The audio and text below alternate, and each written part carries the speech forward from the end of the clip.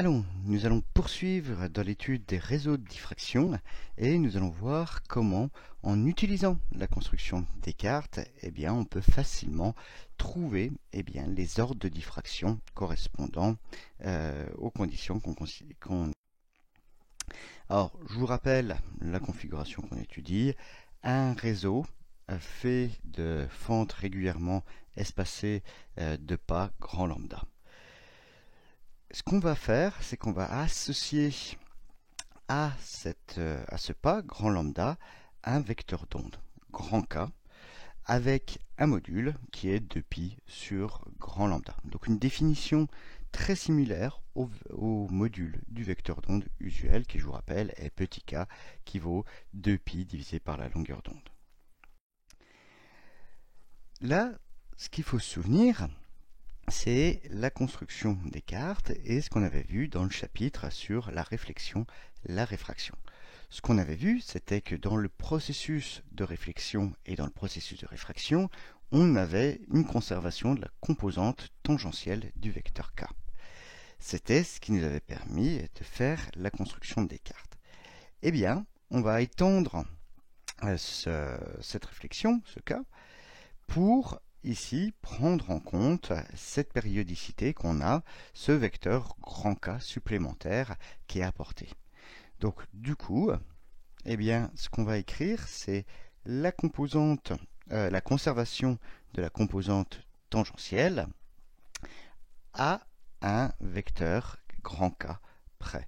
Donc ce qu'on aura, c'est la composante tangentielle du vecteur impliqué pour l'ordre P, qui sera égale à la composante tangentielle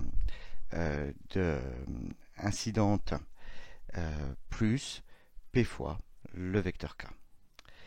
Donc ça, si je développe un petit peu, notamment si je projette pour avoir l'expression de la composante tangentielle, c'est le sinus de l'angle impliqué multiplié par le module petit k du vecteur d'onde impliqué.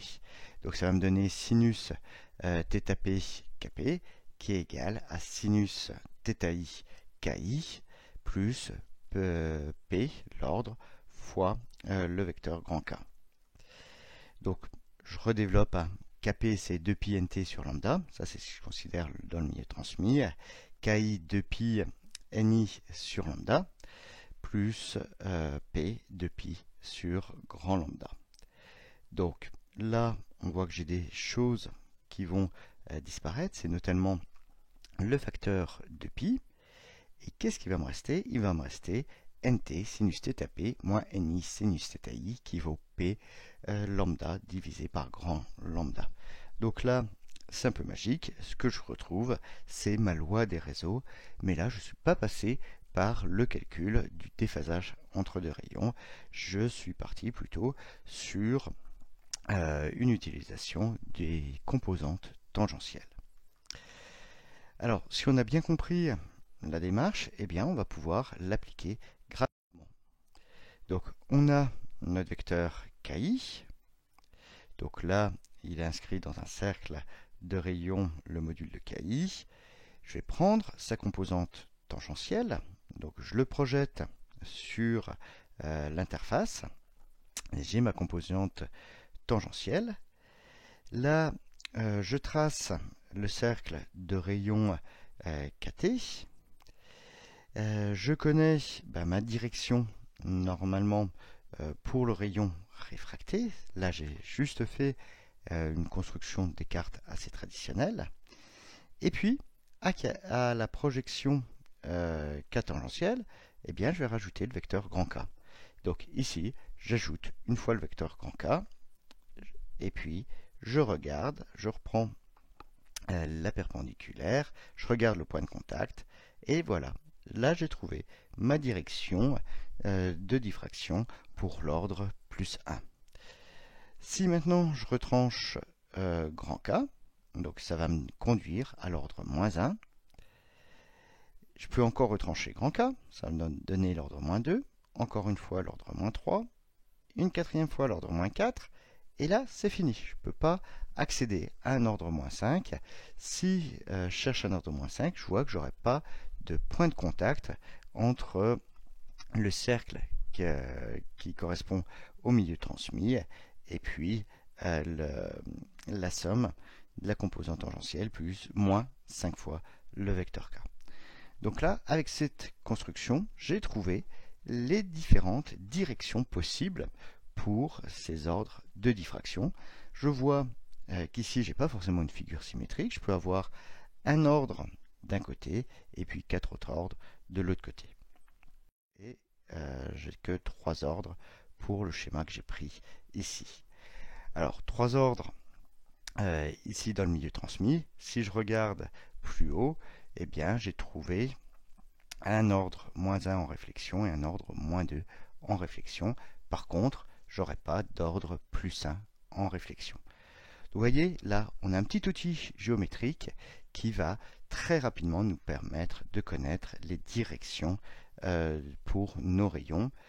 La figure n'est pas forcément symétrique, elle est symétrique par rapport au rayon initial uniquement quand on a une incidence normale. Là, on voit que j'ai plus d'ordre transmis d'un côté que de l'autre.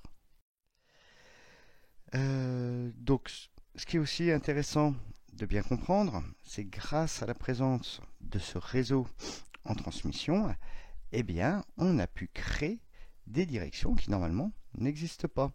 Donc, ça enrichit un petit peu les possibilités. Là, si on tape sur un réseau sur une interface, normalement, si on tape en incidence normale, il n'y a pas de déviation possible. Si on applique une structuration périodique de l'interface, eh bien, on a des nouveaux angles qui deviennent possibles.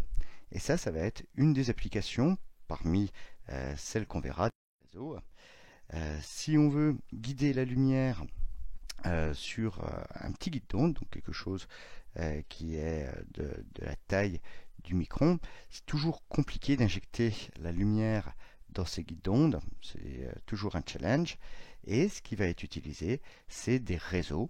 Donc on va inscrire bien, une structuration à l'échelle micrométrique ou nanométrique de la surface, et ça va permettre comme ça bien, de coupler la lumière incidente dans la direction du guide d'onde, du tuyau lumineux qu'on veut former. Donc sur ça, on trouve beaucoup de publications.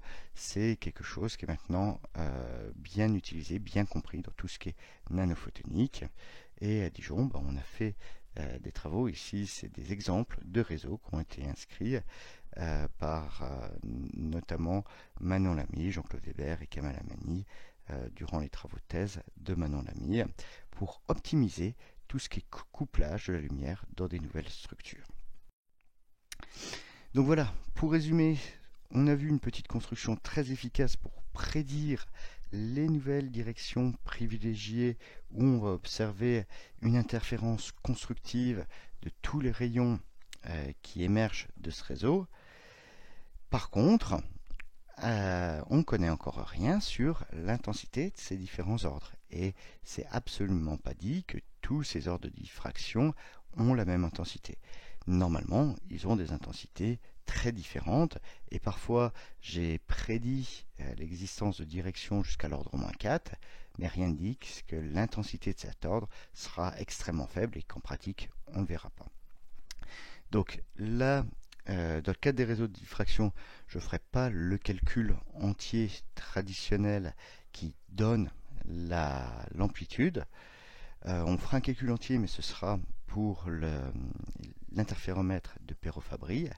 Ce qu'on verra, c'est dans le chapitre suivant, on utilisera le formalisme de la transformée de Fourier pour prédire simplement l'amplitude de ces pics et pour aussi comprendre cette amplitude.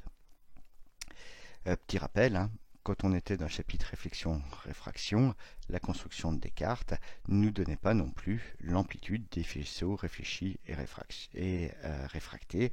Il avait fallu attendre l'établissement des coefficients de Fresnel pour connaître la part qui allait dans chacun des rayons.